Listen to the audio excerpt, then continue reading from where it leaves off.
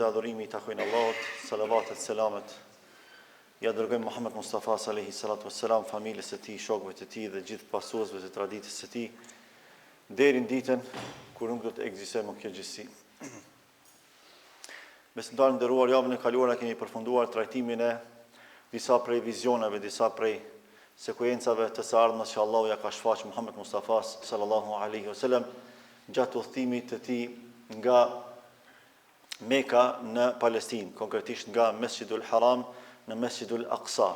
Normalisht sipas mendimit më të saktë dietarëve, këto vizione që janë shfaq me urtësitë e Allahut subhanahu wa taala për t'ia treguar pejgamberit Allahut disa prej ndodhive që do të ndodhin në të ardhmen si pasojë veprimeve të ummetit të tij. Kjo ka ndodhur gjatë udhëtimit horizontal, pra prej Mekës në Palestinë, prej Mesjidul Haram në Mesjidul Aqsa. Në momentin që ka arritur në Mesjidul Aqsa, sikur se kemi sinjalizuar në fillimin e trajtimit të kësaj pjese të rëndësishme historike islame, pejgamberi Allahut sallallahu alaihi wasallam ka falur namaz. Pra me të hyrë në Mesjidul Aqsa ka falur namaz. Dhe janë dy hadithe që tregojnë për atë se si janë bashkangjitur edhe pejgamberët tjerë Muhammed Mustafa sallallahu alaihi wasallam në këtë namaz. Një hadith tregon se pejgamberi Allahut është urdhëruar nga Gjibrili alayhis salam, i cili i ka thonë dil edhe fali priu në namaz gjithë pejgamberëve. Allahu me fuqinë e tij i ka ringjallë gjithë pejgamberët e tij dhe Allahu është i plot fuqishëm për ta bërë një gjë të tillë.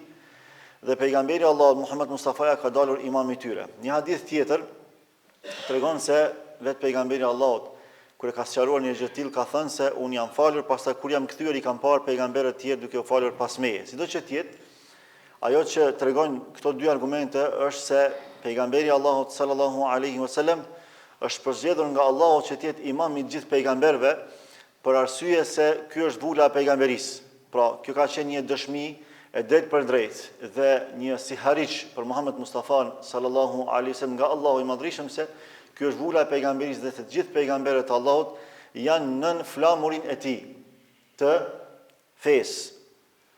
Dhe pejgamberi Allahut sallallahu alaihi wasallam gjithashtu na tregon se kjo që i ka ndodhur gjatë kësaj periudhe të rëndësishme të udhëtimit të tij historik është fakt dhe dëshmi se pas tij nuk do të ketë më pejgamber. Dhe është fakt dhe dëshmi se çdo shpallje e mëhershme është deroguar me shpalljen e Muhammed Mustafa sallallahu alaihi wasallam. Një diskutim rreth dietarëve apo prej dietarëve rreth çështjes së asaj se cilin namaz e ka falur pejgamberi Allahut ka lindur mes tyre. Duke qenë se ne e dimë se namazet janë bërë obligim në Mi'raj, pra pejgamberi Allahut në Isra i ka fal pejgamberët e tij apo gjithë pejgamberët e tjerë u ka dalë imam. Ndërkaq ne e dimë se pasi që kthehet nga Miraxhi i bëhet obligim namazi. Atë si lidhet kjo çështje? Çështja është kjo, namaz ka pas, po s'ka pas obligativ, ka pas namaz vullnetar. Apo thon ndryshe namazi obligativ ka qenë vetëm për Muhammed Mustafa sallallahu alaihi wasallam. Pra vetëm pejgamberi Allahut e ka pas si fillim obligim me fal namazin. Dhe është fal me periudha të caktuara. Ndërkaq sahabët e nderuar nuk kanë qenë të obliguar me fal namazin. Po nëse ka bërë dikush për tyre e ka bërë vullnetarisht. Ashtu siç nuk ka qenë obligim edhe dhënia e zakatit. Ka qenë dukuri dhënia e sadakas vullnetare, por nuk ka qenë obligim dhënia e zakatit. Ashtu siç nuk ka qenë obligim edhe agjerimi i Ramazanit, por si dukuri, si tradit ka ekzistuar agjerimi. Pra dietarët thonë se derisa pejgamberi Allahut ka hyrë dhe është fal aty, nuk dihet se çfarë namazi ka fal. A ka fal namaz sabahut apo ka fal namaz përshëndetës për xhamin e Mesjidul Aqsas. Nuk kemi argument decisiv që e sqaron një gjë të tillë. Por ajo çka është më së qartë, më së sigurt me unanimitet të dietarëve, është fakti se Allahu i Madhreshëm përmes Gjibrilit alayhis salam e ka urdhëruar Muhammed Mustafa me fal dhe me dal imam i gjithë pejgamberëve për me dëshmuar se ky është vula e pejgamberisë. Andaj kjo dëshmon se leadershipi pejgamberik ka kaluar tek Muhammed Mustafa sallallahu alaihi wasallam. Gjithashtu dëshmon se legjislacioni i tij është derogues, shfuqizues i legjislacioneve të mëparshme.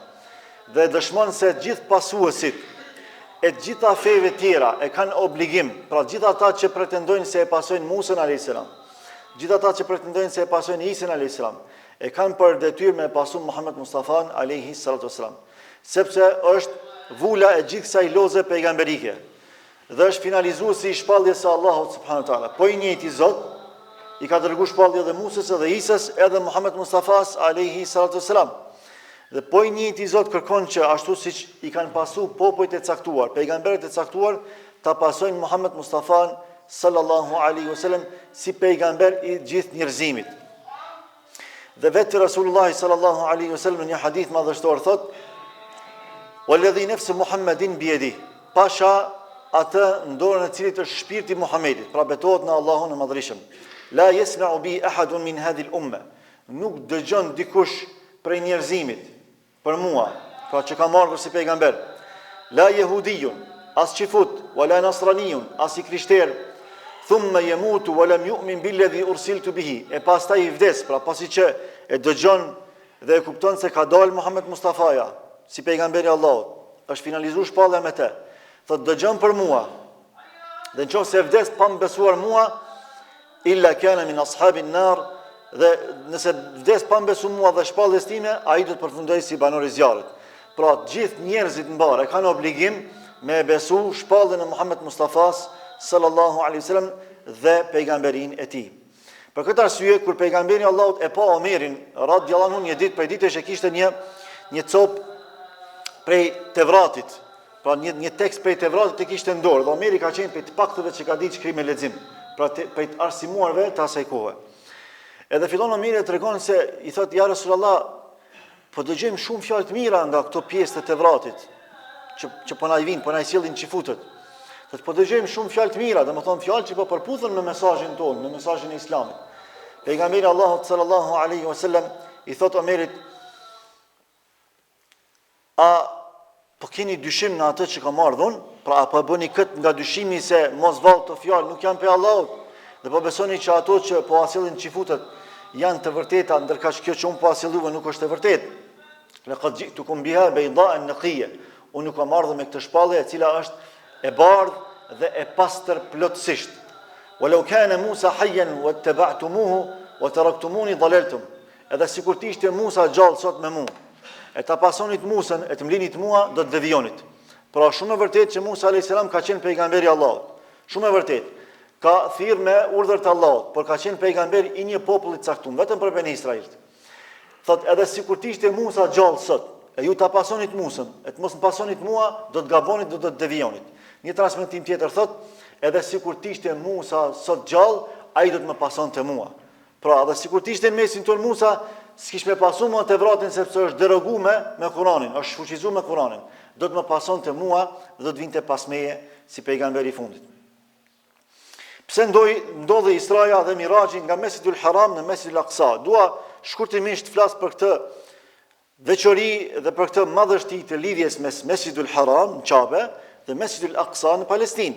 Kjo nuk është e rastishme dhe ne duhet të jemi të informuar shumë mirë për këtë çështje, sepse lufta kryesore që sot bëhet është për ta çorientuar ummetin islam, për ta kufizuar vizionin e muslimanëve vetëm në Mekë dhe Medinë, dhe për të mos u interesuar fare për çështjen e Palestinës, e në veçanti për çështjen e Mesjidul Aqsas. Pse Allahu subhanahu wa taala nuk lejoi që Muhammed Mustafaja të ngritej për në Miraxh nga Medina, por nga Mesjidul Aqsa, prej Qabës, prej Mekës, prej Mesjidul Haramit, e barti në Mesjidul Aqsa. Normalisht gjatë rrugës kemi treguar që ja ka treguar dhe vendin e Medinës, që në të ardhmen e afër do të bëhet vendi i hijretit, edhe do të themelohet shteti islam e kështu me radhë.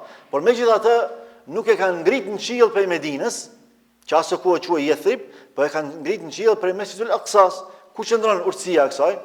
Fillimisht Allahu dëshiron të na tregojë se këto të dy vende janë të bekuar dhe kanë lidhshmëri të fuqishme mes vete. Fillimisht lidhshmërinë e kanë nga Allahu, kanë legjitimitet nga Zoti për bekimin e tyre si vend. E dyta kanë lidhshmëri historike. Shtëpia e parë e adhurimit ndaj Allahut, xhamia e parë që është ndërtuar në historitë e njerëzimit, është Qabja. Allah thon Kur'an: "Inna awwala baytin wudi'a lin-nas lalladhi bi Bakkata mubarakan wa hudan lil alamin."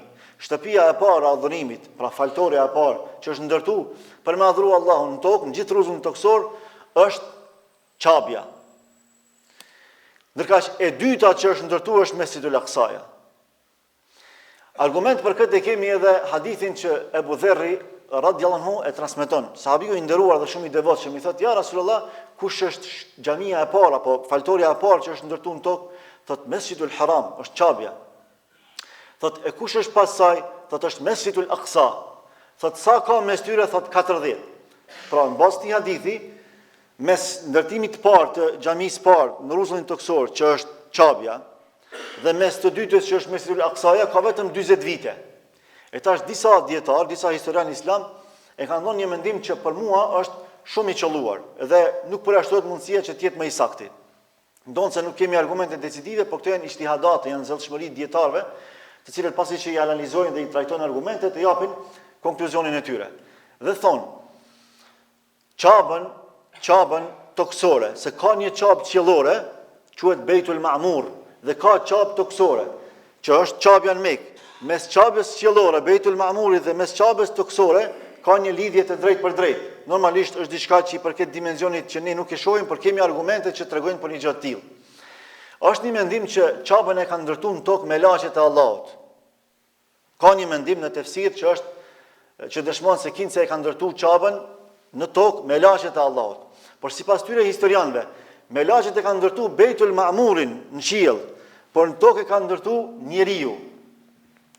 Por arsye se ata thonë, me qenë se mes qabës edhe mes Mesjidul Aqsas ka vetëm 40 vite, në raport me jetëgjatësinë njerëzore, që është shumë e gjatë, pra është e pakuptimt që është ndërtuar nga melaqet, por është ndërtuar nga njerëzit. Këtë rast është ndërtuar nga një njeri i vetëm. Pa i njëjti person e ka ndërtuar edhe qabën edhe Mesjidul Aqsa. E kush duhet të jetë ky njeri? Normalisht njeriu i parë. Meqense se është shtëpia e parë qabja, njeriu i parë është Ademi alayhis salam. Pra Ademi alayhis salam e ka ndërtuar edhe qabën, pastaj e ka ndërtuar edhe Mesjidul Aqsa në Palestinë. Por ajo që dimë ne për Ibrahimit alayhis salam dhe Ismailit alayhis salam është se ata kanë bërë rindërtimin e qabës në temelet që kanë ekzistuar. Po temelet kanë ekzistuar, rindërtimin e qabës, meqense se qabja me kalimin e kohës ka përjetuar ndryshime, ka përjetuar edhe dëmtime, atëherë nuk kanë mbetur vetëm se temelet e saj. Atëherë ka bëu Ibrahimi alayhis salam me Ismailin rindërtimin e qabës në temelet që i ka ndërtuar Ademi alayhis salam. Gjithashtu, lidhja që ka Mesjidul Haram me Mesjidul Aqsa është lidhje e veçantë që tregon për atë se mbrojtja e Mesjidul Haramit është e ndërlidhur detyrimisht me mbrojtjen e Mesjidul Aqsas. Pra nëse rrezikohet Mesjidul Aqsaja, rrjedhimisht është rrezikuar edhe Mekka, është rrezikuar edhe Mesjidul Harami. Ata që e njohin historinë, ata që deri diku e përcjellin edhe politikën, e dinë se synimi atyre që e kanë uzurpu Mesjidul Aqsan dhe Palestinën në përgjithësi, pra synimi i sionizmit, nuk është vetëm Mesjidul Aqsa, nuk është vetëm Palestina, por është arritja deri në Mekë dhe në Medinë. Madje ata deklarativisht dhe decisivisht i mësojnë edhe fëmijët e tyre, edhe në përshkolla, edhe jashtë shkollave, edhe në vendet e tyre të kultit, i mësojnë që synimi jonë është me i rikthy paraardhësit tanë, pra me shku në vendet e paraardhësve tanë që ata aludojnë në Medinë, sepse Medinë ka pas shifut, 3 fiset kryesore të shifutëve që kanë qenë në Medinë e që i ka shpërngul pejgamberi Allahut sallallahu alaihi wasallam. Ndonse ata janë ardhacak në Medinë, por nuk janë autokton, kanë qenë ardhacak nga Palestina, pastaj pejgamberi Allahut i ka kthyr në vendet e veta, për arsye se ata kanë prish çdo marrëveshje me të dhe kanë shkaktuar kaos në shoqëni. E ata e kanë synimin me armë deportu pranë Mekë. Është duke u bërë një politikë shumë e rrezikshme që më na hedh pluhur në sy që çështja e Palestinës, çështja e Mesjidul Aqsas mos më na intereson neve, më intereson vetëm palestinezëve. Pra e trajtojnë vetëm si çështje politike dhe nacionale. Dhe na si muslimanë nuk bën më ran këtë kurth. Ndonse shumica e muslimanëve fatkeqësisht nuk dinë apo shumë pak dinë për Mesjidul Aqsan, shumë pak dinë për Palestinën. Ajo që dinë vetëm ajo çfarë u shfaqet aty nëpër media. Po çfarë realisht ndodh? Se çfarë qëndron prapa gjithë asaj që ka filluar dhe vazhdon të ndodh, është krejt diçka tjetër. Andaj është mirë që të lexojmë pak më tepër, dëgjojmë ligjërata rreth vlerës së Mesjidul Aqsas dhe shumë gjëra tjera, duke e ditur faktin se këto të dyja janë kiblet e para dhe të fundit muslimanëve. Kibla që ka qenë Mesjidul Aqsaja dhe kibla e Qabës që ka qenë dhe që është pra Mesjidul Harami. Ndonse, me qenë se Qabja është bërë para Mesjidul Aqsas, edhe historikisht dihet, por edhe kështu objektivisht dihet se ajo është bën në drejtim të Çabës. Pra kibla e Mesjidul Aksas është bën në drejtim të Çabës, sepse gjithë dishmi absolut e ka ditë që do të vijë koha që kibla do t'ju kthehet muslimanëve në drejtim të Çabës subhanahu wa taala. Kaq shkurtimisht u mundohem me rumbullaksu, pak jo mora kohën, por hutbën do ta kemi shumë të shkurt inshallah taala dhe aty e kompenzojmë me lejen e Allahut. Allahu ju shpërblet për dëgjimin, durimin dhe vëmendjen. Walhamdulillahi rabbil alamin.